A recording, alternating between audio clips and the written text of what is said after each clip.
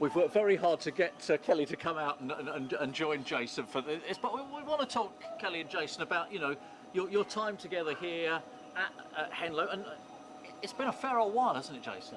Yeah, we came here in 2015. Kevin asked us to have the kennel, so that's when we took over here, and that's basically where we are now. So yeah, no, 8-9 years. And of course, a sort of different setup to how it was. Was it a year you've been in this position, this particular setup? Yes, yeah, I've been living here for a year now because I sold my house. So yeah, it's a lot easier living on site. It's easier with having my daughter here, and obviously you don't have to drive anywhere. Exactly. I mean, it's amazing, actually, to be fair, Kelly, what you sort of managed to achieve in this position, because we've got dogs, we've got your living accommodation. I mean, it's not a huge amount of space, but you've done very well to utilise what you've got. Yes, yeah, pretty good at making use of the space that we have, but Jason's done a lot of work, obviously, over lockdown, made the place a lot better, so it just works really well. So it's not big, but it's organised. Yeah, and I guess a lot of people will be envious of you both, the fact that you are on site. I mean, it's literally a few steps onto the racetrack on race day. No, it's very helpful for a lot of the dogs. Basically just take them out the gate and then they're in the kennels. There's no travelling involved for the graders, so like, yeah, they're probably could be a lot happier by that. What's the word? Convenience. That's it. Yeah, convenience of having them right here. So yeah, it's been helpful, and the dogs seem to like it. They've run well for over the past 8 or 9 years. So like, no, it's been good. Now, tell me about how you deal with the sort of 24/7 operation in terms of, you live here with the greyhounds, you're together all the time. I mean, do you get on well? Do you bicker? I mean, what's the sort of standard week like? Who wants to answer? I think I just surrender to it is the easiest answer. Just, yeah, it's a life. We've both got completely different opinions on the dogs, and yeah, everything really, But that works, though, doesn't it? Difference of opinion. Because if you a lot of the times, one of us has to give in to what the dog's going to do or where it's going to go and everything like that. But yeah, it seems to we get on all right. We've survived so far. Does it still have the fun element, though? Oh yeah, I find it really fun. Seriously, you're still as enthusiastic as you were at the beginning? Yeah, of course I am. Yeah. No, it's good. I love doing the dogs. They give you great enjoyment. So like. Win or lose, really, to be fair. Obviously I like to win, and sometimes I do get a bit moody, being honest, if they do get beat or if they underperform for what I think they should be doing. But you soon get over it and move on. You've got another week, get the next race and see how they go then. And Kelly, we know you absolutely adore the dogs. I mean, you almost didn't want to stand here without a greyhound alongside, but that's the most important thing to you, isn't it? Yeah, no, I still love doing the dogs as much as I did when I first started. They're everything. They're what keep me sane, keep me getting up. Yeah, nothing's changed for me in that way. Like people, I hear, see people moaning, it's not like the old days. To me, the dog's still the dog, and they still need everything that they had before. So no, it's great. Can only get better. You make that point, and it's a very fair one. I mean, financially things are difficult, the workload is difficult for all trainers. How do you both cope with those situations?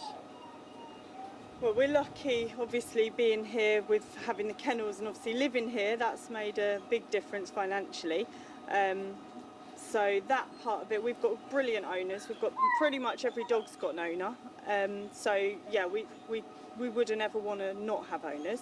I think that's the only way that we can keep doing it. Yeah, no, really. we do need the owners here. It's just a shame, really, that we're short of dogs, I would say, really, at Henlow, and the races have not been so competitive.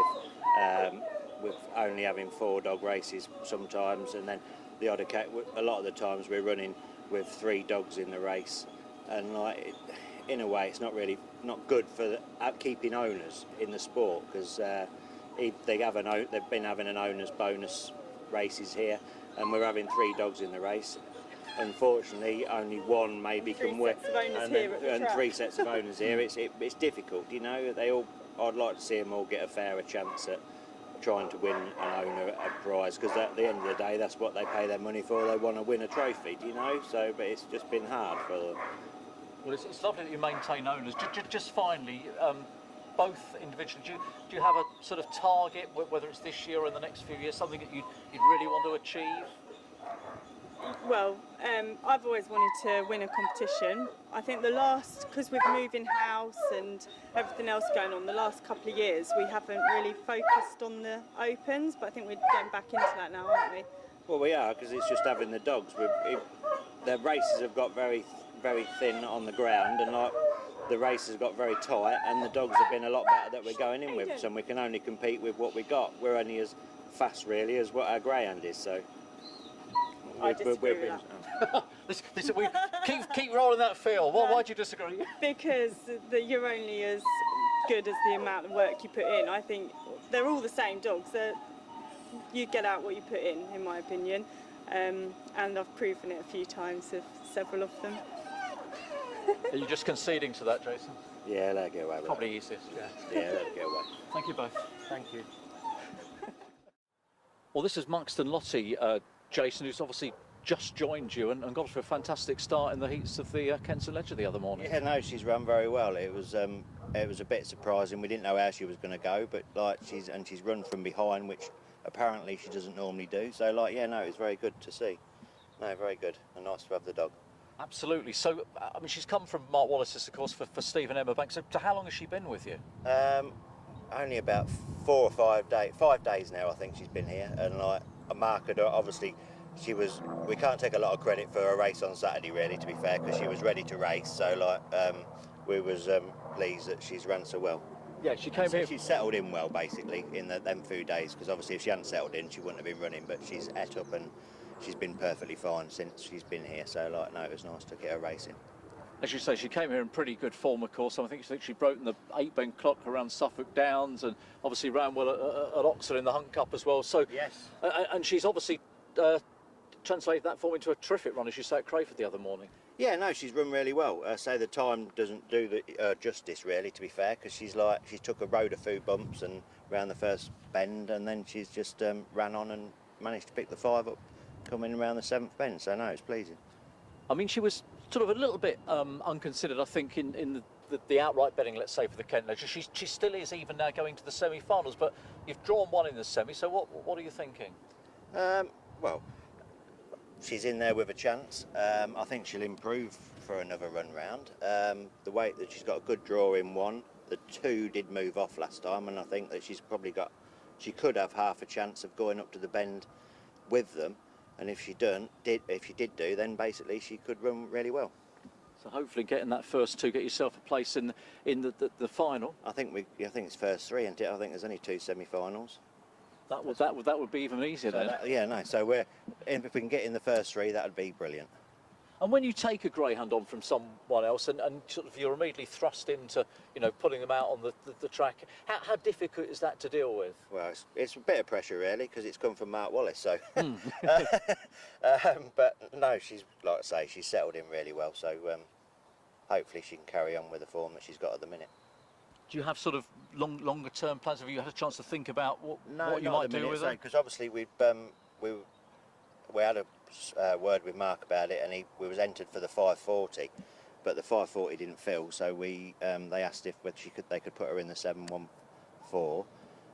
So we had a word with the owner, and he said yeah, that was fine, and went from there really. So the plan is just to run her in here, and then obviously I'll speak with the owners again and see what they want to do from there. And she's obviously grown. I know been around Crayford in the past. I think from memory, she's done quite well on the inside at Crayford previously. So hopefully the trap 1 draw is going to be to her advantage. No, hopefully we'll just see what happens. Really, to be fair, I've got no expectations, but I'm hoping that she can get in the first 3 and then obviously get in the final, and then it is what it is. Well, I wish her the best of luck with her, and onwards and upwards, I guess. Yeah, thank you very much. Yeah, she's got a nice bit of form, so hopefully we can keep her there.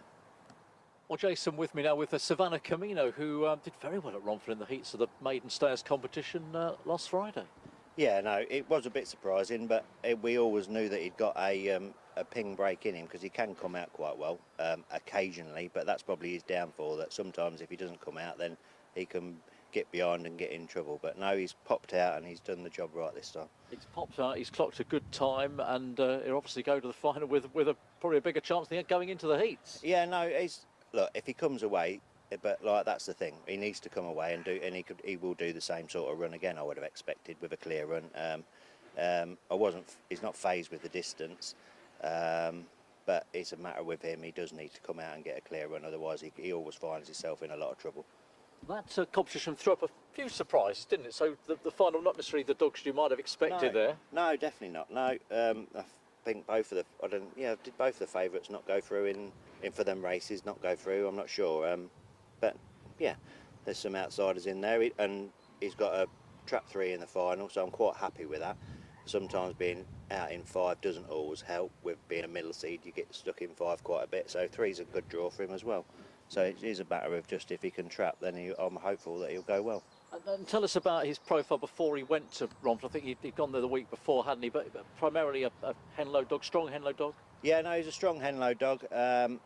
Obviously, being in the A1s, he hadn't quite got the pace to match him to the bend, so he was finding trouble. So we took him over to Toaster, and he took quite well to that. So we ended up last year, he was in the maiden derby. He got to the final of that, and he ran really consistently through that. But that's probably just been his problem now. He's just keeping him ticking over and right to. If he can keep coming out in the traps, then he'll be competitive. So 5.75 is within his scope. I mean, what is sort of his his optimum distance? What would you be thinking elsewhere? Well, I think that would probably be as far as he wanted. I was unsure if he was going to stay for starters, but after his first look round there, and he's ran all over the track and run wide, but coming around the last bend, he's run on really well. So I thought to myself, you are going to get this, and obviously with coming out, he's stayed every yard of it. So, but I think that'll probably be his limit.